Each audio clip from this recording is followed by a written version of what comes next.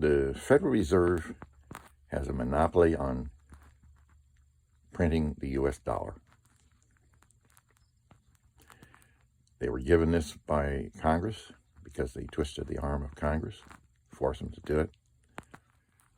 The Federal Reserve also has the exclusive legal right given by Congress to adjust the interest rate according to them, and they are a private corporation. When the president goes to talk to the feds about the interest rate, it's like talking to Boeing and asking them, well, couldn't you please change the price of these jets? You know, it's a private corporation. They can put the price where they want.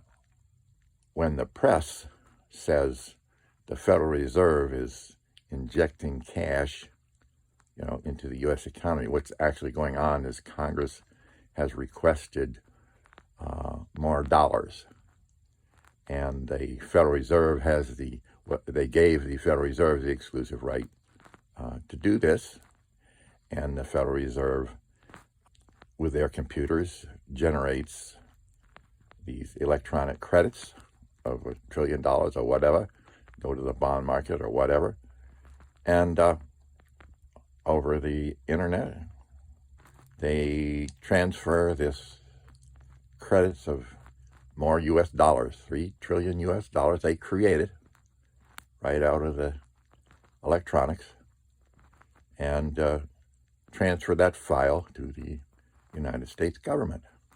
And the United States government divvies it up and sends $1,200 out to everybody, right? Electronic credits, diluting the already diluted, because of the U.S. debt, the U.S. dollar, the value of the U.S. dollar.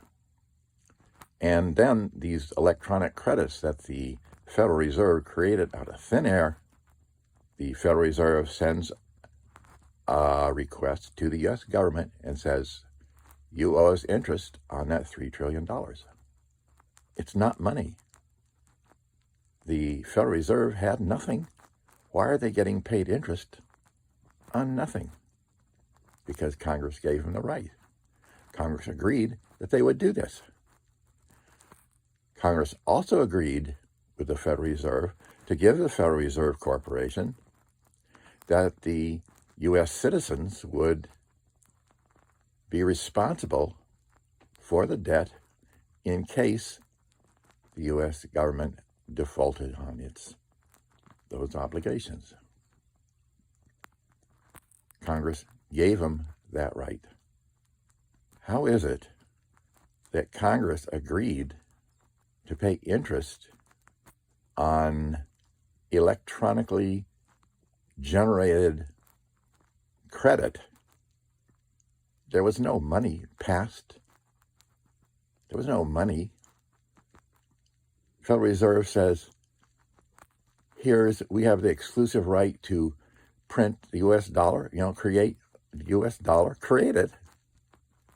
And we created, quote, out of electronic manipulations on a keyboard, $3 trillion. Now you will pay us interest on that 3 trillion electronically fraudulent money. They didn't create U.S. dollars. They created nothing. If they had gold, now there's something, if the Federal Reserve had money, if it had a bank account with $3 trillion, no, the Federal Reserve generated $3 trillion out of thin air. The U.S. government agreed to use it in $1,200 checks or whatever kind of debt it gets from the Federal Reserve, it accepts, and it dilutes the U.S. dollar further into the world supply of U.S. dollars.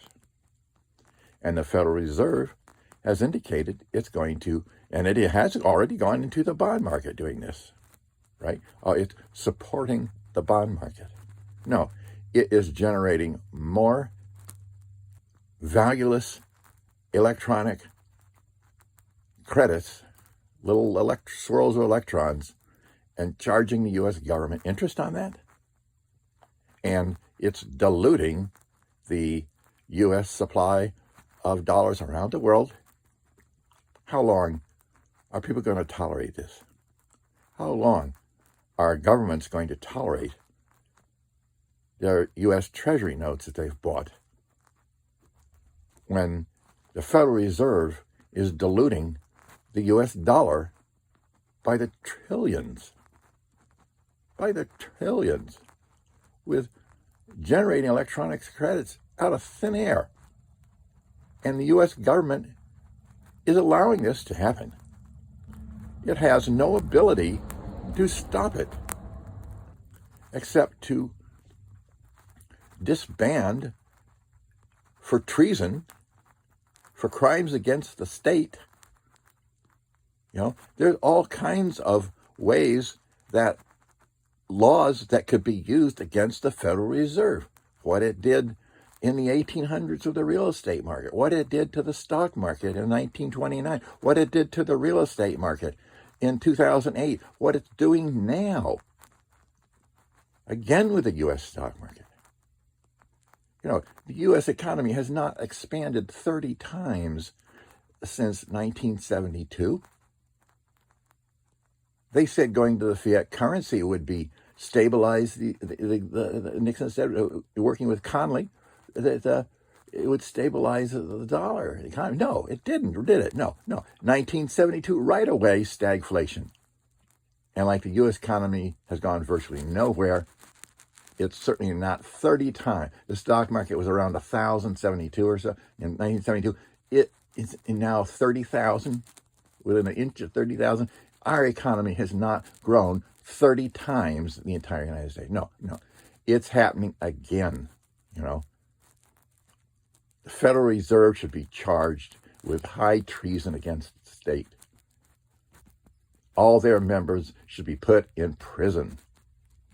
What they're doing, they were given the legal right to do what they're doing by Congress. If I had a piece of paper and wrote my neighbor a note to his bank, and I said, give this man $5,000 added to the balance in his checking account, right? So he takes it to his bank. Now, then I hand another note to my neighbor, and I say, you owe me interest on the $5,000, on the note that says that you had $5,000. Please start paying me interest on that note. Why? Because the state gave me the right to do this, and you have to do it, or I can put you in jail. How long would you accept that guy's checks, that money, that neighbor giving, I write him a check for $5,000 just out of thin air? How, dilutes the value of his account, doesn't it? How long, as a merchant, are you going to accept that guy's money out of his bank account? Was his bank doing that? Well, how long are the world governments going to accept this behavior in the United States, with the United States government accepting more and more diluted dollars, with a Federal Reserve jacking around the interest rates to their will to create all kinds of profits for themselves? The U.S. Congress made it legal. The U.S. public knows nearly nothing about it. Governments around the world know about it. But in the United States, it's legal for this private corporation to do that. Give them a note for $5,000, the government a note for $5,000, and charge the U.S. government interest on the $5,000, right? And it dilutes the value of the U.S. government's bank account dollars.